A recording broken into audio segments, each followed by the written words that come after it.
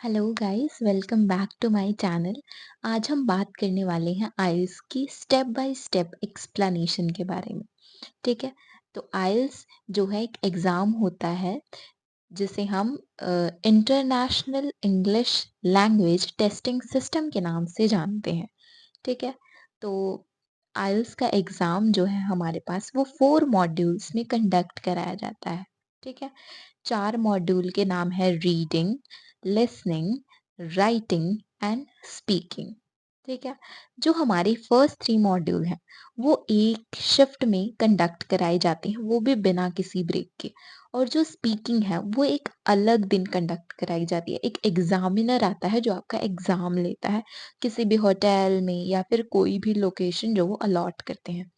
Reading के बारे में बात कर लेते हैं, तो टोटल हमें रीडिंग में 3 पैसेजेस करने होते हैं। हमें करीबन 60 मिनट का टाइम दिया जाता है अपनी रीडिंग को कंप्लीट करने के लिए। ठीक है। तो हमारे पास जितने भी वो 3 पैसेज होते हैं, उसमें क्या होते हैं, हर एक पैसेज में 13 क्वेश्चन होते हैं और एक पैसेज ऐसा आता है जिसमें टोटल जो है कितने क्वेश्चन होते हैं, 14 क्वेश्चन होते हैं। ठीक है।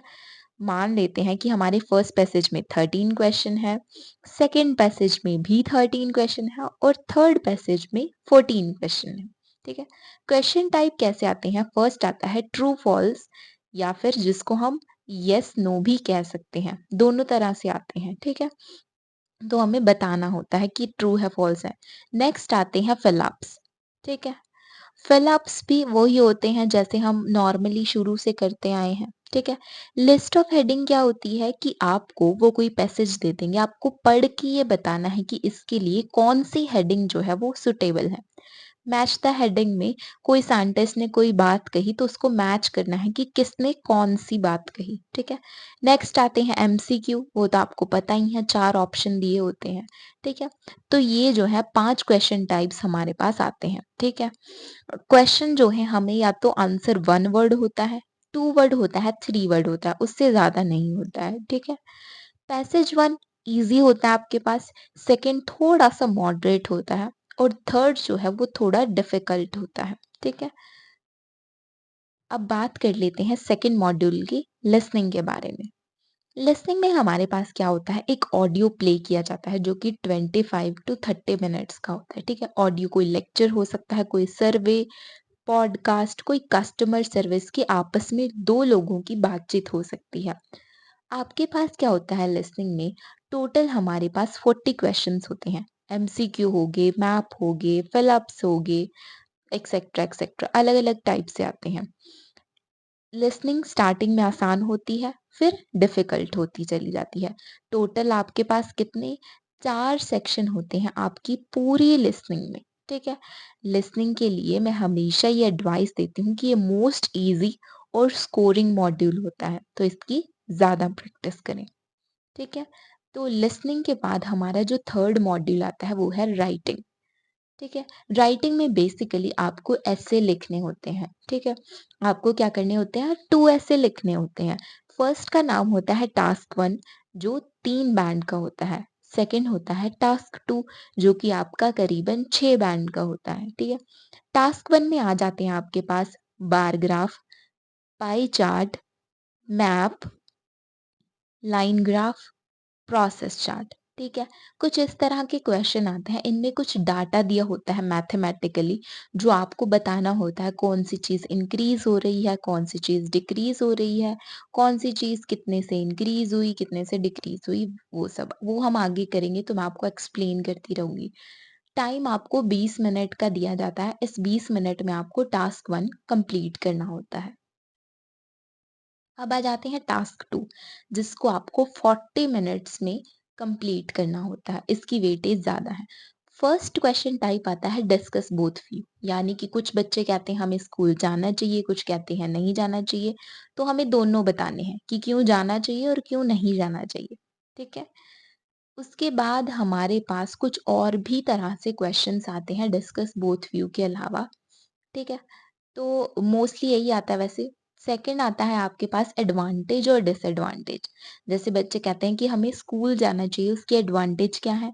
या हमें स्कूल नहीं जाना चाहिए, उसके डिसएडवांटेज क्या है? एडवांटेज को प्रोस या मेरिट्स भी कहते हैं और डिसएडवांटेज को कॉन्स या डीमेरिट्स भी कहा जाता है। किसी भी नाम से आ सकता है। नेक्स्ट आता है प्रॉब्लम सॉल्यूशन का, यानी कि फॉर एग्जांपल कि एनवायरनमेंट में बहुत ज़्यादा पॉल्यूशन बढ़ गया है। ये क्यों बढ़ा है और इसकी सॉल्यूशन क्या है? ठीक है? तो उस पे आपको एक ऐसे पूरी अच्छे तरीके से स्ट्रक्चर राइट करना होता है। नेक्स्ट आता है पॉजिटिव और नेगेटिव ट्रेंड, यानी कि आजकल बहुत ज़्यादा लोग जो है टेक्नोलॉजी यूज़ कर रहे हैं। क्या ये पॉजिटिव डेवलपमेंट है या नेगेटिव?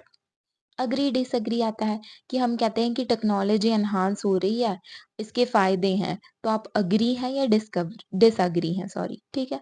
नेक्स्ट आता है to what extent do you agree और डिसएग्री, कि आप किस हद तक किसी चीज़ से एग्री हैं या किस हद तक आप किसी चीज़ से डिसएग्री हैं, ठीक है?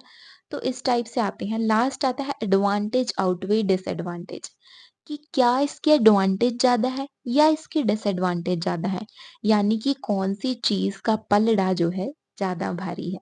तो इस तरीके से आपके पास कुछ क्वेश्चन आते हैं, तो आपको एक एस्से के रूप में इनको आंसर करना होता है। नेक्स्ट आ जाता है आपके पास स्पीकिंग का मॉड्यूल, ठीक है?